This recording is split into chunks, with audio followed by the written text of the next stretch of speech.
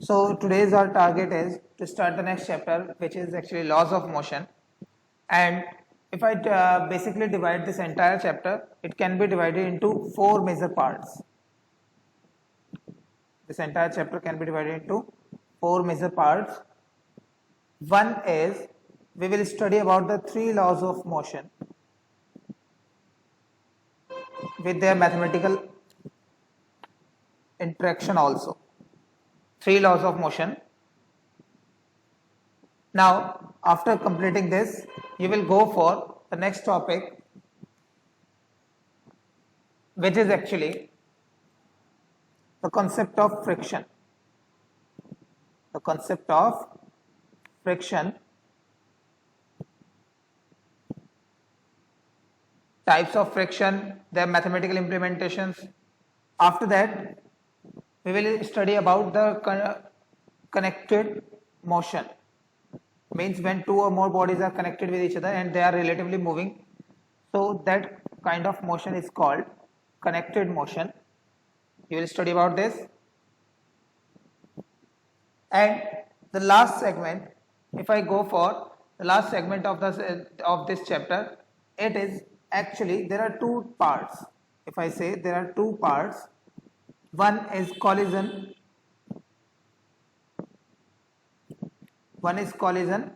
and second is uniform circular motion. Yes, you will study about the circular motion also.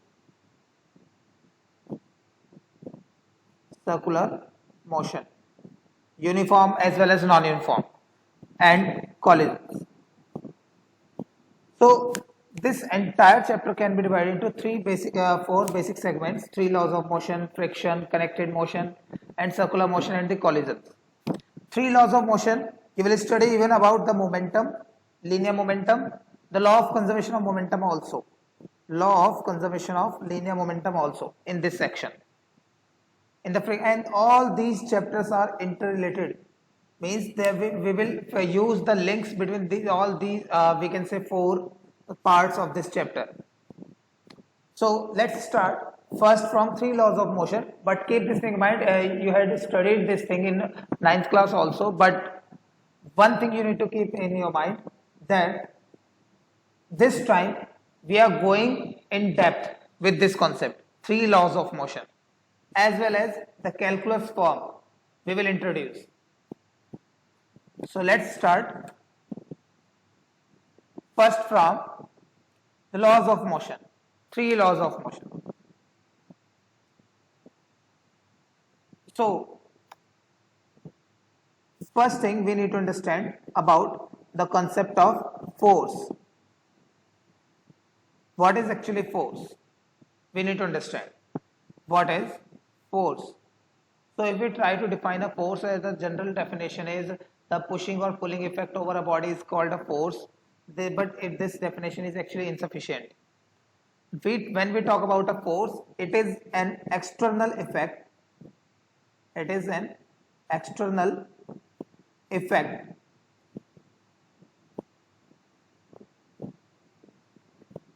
which can cause a change,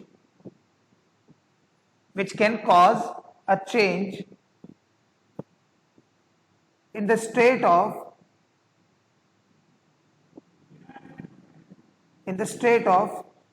rest or state of motion. In the state of rest or motion, even can change the direction of motion. In the state of rest or the state of motion, or we can say, or can change the shape and size of a body. Shape and size of a body. That external effect is called force. This is a very simple thing, that we need to apply a force to, if we want to change its state of rest or state of motion. If you want to stop it, you need to exert a force, or definitely. Or if you want to change the shape or size of a body, If you want to change the shape of a body, for an example, this bottle I am having right now. So if I want to change its shape, I need to exert a force over it to change its shape. So simply, force, it is an external effect. Keep this thing in mind. It is an external effect, means the second party will show this effect on a body. The body is not going to show it by own self. Keep this thing in mind. It is an external effect. So this external effect can cause a change in the state of rest or motion, or even can change the direction of motion, or we can say can change the shape or the size of a body. That external effect is called a force. Now, without exerting a force, a body will remain in its state, means the state of rest or the state of motion. We need to exert a force to change its state. We have discussed it already. So if a body is in motion, it will try to remain in the state of motion. If I say this body is moving with velocity v, it will try to keep its motion in the particular direction. Even the direction will be maintained by the body until or unless an external force is applied on the body. If you want to make it move, so you need to exert a force. If you want to make it stop, you need to exert a force in the opposite direction. So definitely, if we want to change the state of a body, or want to change the direction of a moving body, so we need to exert an external force over the body. And this nature of the body to maintain its state, the nature of a body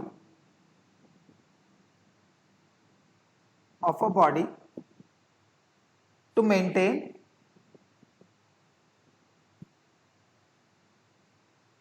its state of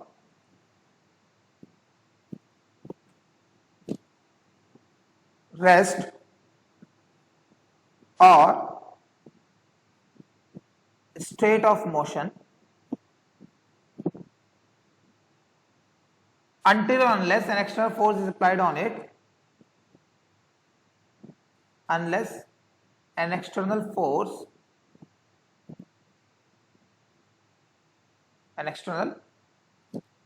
is applied on the body.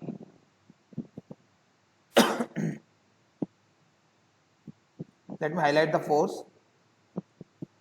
Until or unless an external force is applied on the body,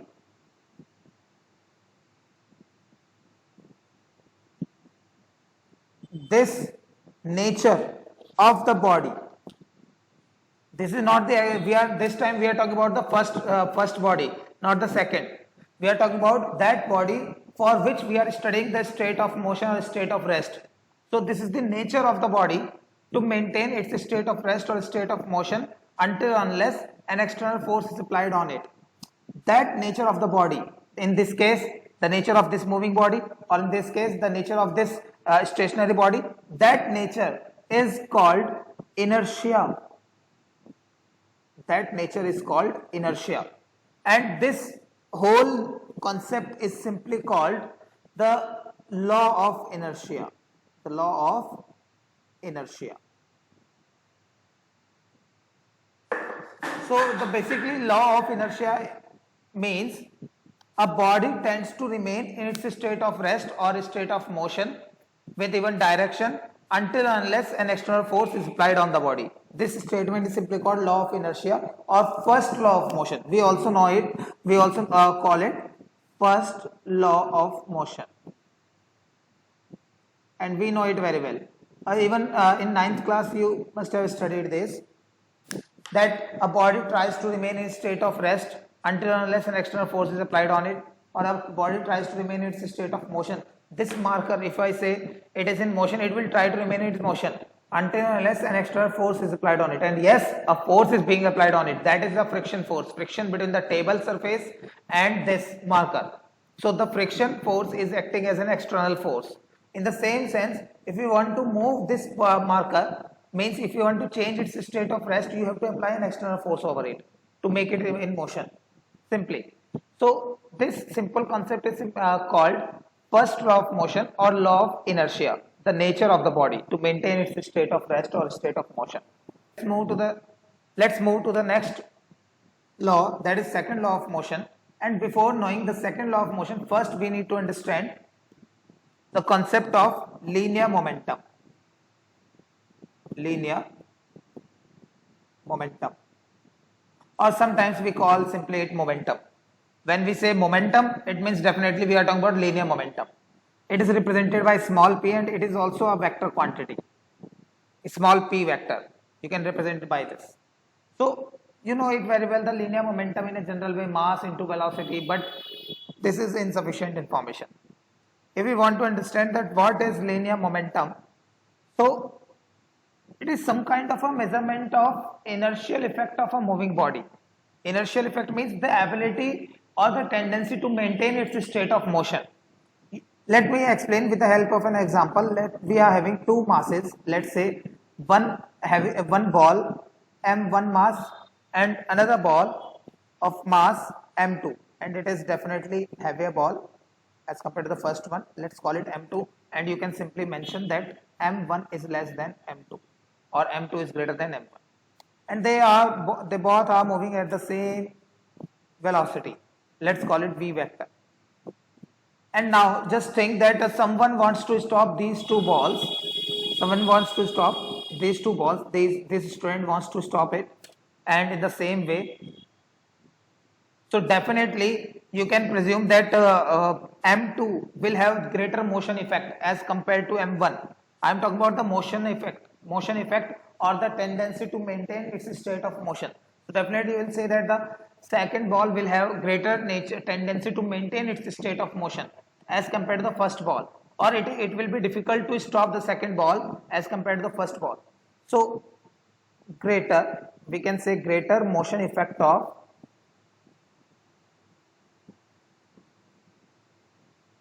or greater mass effect. You are just thinking that the greater mass will provide a greater tendency to maintain its state of motion. So greater mass effect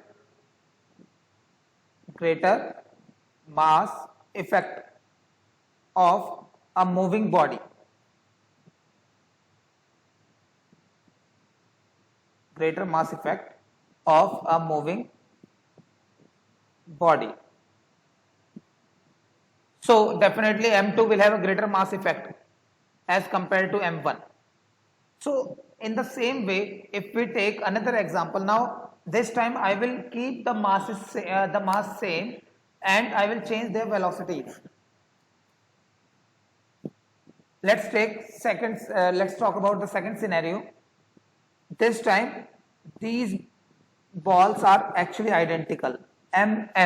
These balls are identical, and the first one is moving with velocity v1 vector and the second one is moving with velocity v2 vector. Let's say v1 vector and v2 vector, and we are just saying that v1 vector is greater than v2 vector. So in this case, if again the student wants to stop these two balls, so obviously, and you will say definitely it will be difficult to stop the first one as compared to the second one because it is having the higher velocity. You can say that this is the motion effect. The first one is having the greater motion effect or the greater tendency to maintain its state of motion as compared to the second ball. So there are two major conclusions from these two examples, that the nature to maintain there, or we can say the motion effect of or the mass effect of a moving body, mass effect of a moving body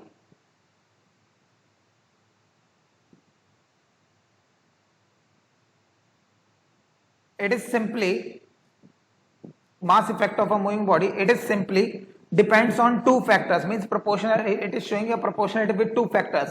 It is simply directly proportional to the mass of the body as well as it is directly proportional to the velocity of the body. Greater velocity means greater tendency to maintain its state of motion. In the same way, greater mass means greater tendency to maintain its state of motion. This mass effect of a moving body or motion effect of a massive body, in opposite way you can say motion effect of a massive body. Massive body means a body which is having an we can say recognizable mass. So mass effect of a moving body or the motion effect of a massive body is simply directly proportional to the two factors, mass and velocity. This mass effect of a moving body is simply called the linear momentum because we are talking about a linear motion right now. So this mass effect of a moving body is called linear momentum P. So you can simply conclude that the linear momentum P is directly proportional to the mass of the body, also directly proportional to the velocity of the body. So if we combine these two factors, you can say, and here the constant is 1. Keep this thing in mind. The constant is 1. So P equals to mass into velocity. And the momentum will have the same direction as the direction of velocity. Means if the body is moving in this direction, the momentum will have the same direction. So linear momentum is the product of mass and velocity. This is the mathematical definition. And the conceptual definition is it is the mass effect of a moving body or motion effect of a massive body. And if we go for its SI unit, so its SI unit is mass unit is kilogram and velocity unit is meter per second. So you can say kilogram meter second inverse or second to the power minus 1. This is the SI unit simply of linear momentum. This is the basic representation of linear momentum. If we talk about a body of mass m which is moving with velocity u vector initially, it is moving with velocity u vector initially, and I just want to make a change in its state. I just want to make a change in its state of motion, means I want to accelerate or deaccelerate this body. I want to just stop this body. Anything could be possible here. So I just want to change its velocity. So suppose somehow, keep this thing in mind, I am not revealing the concept, I am just telling somehow its velocity has been changed from u to v. So definitely there will be an acceleration, definitely, because there is a change in velocity and its state has been changed. It has traveled a distance from a to b during this time, and the time is assumed to be t seconds. Means a body is taking a time of t seconds to change its velocity from u vector to v vector. So definitely there will be an acceleration, whatever it is a positive acceleration or negative acceleration. If it is a positive acceleration, so you will say the velocity will be increased, and if there is a negative acceleration or retardation, it means v will be less than u. So definitely there will be a change in its momentum, because if I say momentum or initial momentum of the body, so let's represent it by pi, initial momentum pi vector. So you can simply write m into u vector, because general formula of linear momentum is mass into velocity, and this time velocity initially is u vector. So you can simply write m into u vector. In the same way, during the end of the observation, the final momentum, it has become final momentum pf vector, and the final momentum pf vector is m into final velocity, that is v vector, m into v vector. This is the final momentum. So if I ask about the change in linear momentum, so if I want to find out change in linear momentum, so this change can be represented by delta p. Change in can be represented by delta. So change in linear momentum delta p, it would be final momentum minus initial momentum. Even in vector form you can write final momentum minus initial momentum. So we can put the values. So delta p would be, you can get delta p vector would be m v vector minus m u vector. You can write like this, m v vector minus m u vector, or you can take mass common, m common, v vector minus u vector. This is the basic interpretation. Now this is the change in linear momentum, you can say, and this change it has taken a time of t seconds. So if we divide by t on the both sides, dividing by t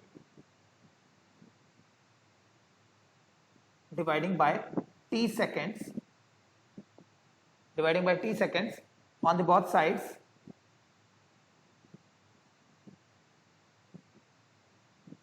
so you will get an interesting outcome, that delta p vector upon t equals to mass into change in velocity. It is representing change in velocity, final velocity minus initial velocity upon time, and we know it very well, change in velocity upon time is actually acceleration. This is actually acceleration. We know it very well that acceleration is delta v vector upon t, change in velocity upon time. So you can replace it. So change in linear momentum with respect to time is definitely mass into acceleration. Mass into acceleration. So if acceleration is positive, you will get a positive change in linear momentum. If acceleration is negative, you will get a negative change in linear momentum. Negative change means the momentum is decreasing from initial to final. So this conclusion is actually very important, but we need to understand that in which way we should study this conclusion. Only in one way. Let's back to the definition of inertia. If we want to change the state of a body, if we want to change its state of motion, if we want to change its state of rest, definitely we need to exert an external force over the body. Just the inertia, we can say the breaking point of inertia. We need to, we can say that an external force will be responsible to change the state of the body, state of rest or state of motion. Means if you want to make any change its velocity, you need to exert an external force. Means the cause of this acceleration is force. This is the main conclusion. Cause of this acceleration is actually force. Let me write it for you here. Cause of this acceleration is an external force. Cause of this acceleration is an external force. So definitely you can say greater external force means greater change, greater acceleration. Greater force means greater acceleration. Whatever it is, a positive acceleration or negative acceleration, greater force means greater acceleration. So you can simply say that force is the cause of change in linear momentum with respect to time. Because if you are changing its velocity, if you are causing an acceleration, definitely there will be a change in its momentum. So final conclusion of this entire process, the final conclusion is, let me write it for you here.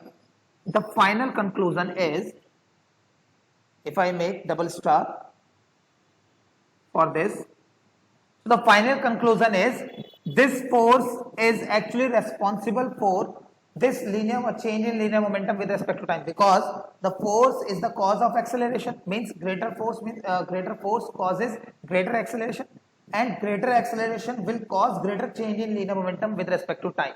So from these two statements, the statement 1 and the statement 2, let's call it statement 1 and the statement 2, this one. From these two statements we can conclude that the force will be directly proportional to the linear change in momentum with respect to time. Keep this thing in mind, the directly proportional. Because if you are facing the greater change in linear momentum, definitely there will be a greater acceleration, which means an greater external force is being applied on the body. So you need to write it in a proportionality form. You can't use equality right now. We need to introduce a constant to make it inequality. You know it very well. So this is the main conclusion, that whenever an external force is applied on a body, it means it will definitely cause the change in linear momentum of the body with respect to time. So this is actually known as second law of motion. It means according to the second law of motion, please listen it carefully. According to the second law of motion, the rate of change in linear momentum, whenever we divide it by time, so we call it rate of, or you can say change in linear momentum with respect to time. So the rate of change in linear momentum is directly proportional to the force applied on the body. The rate of change in linear momentum is directly proportional to the force applied on the body. This statement is simply called the second law of motion. So if you want to convert it completely, so you can simply write F equals to, K constant delta P upon T, or you can even replace delta P upon T in terms of M into A. So the final conclusion would be F equals to K constant M into A. Yes, there will be a constant K, and for general purposes the constant K is 1. That's why the force formula is mass into acceleration. The force formula is mass into acceleration, because K is usually 1. in general Newtonian physics or we can say general physics. K is 1. So the force formula is mass into acceleration. So if we talk about the formula of force, you never need to memorize this thing, that mass into acceleration. It is derived from this second law of motion.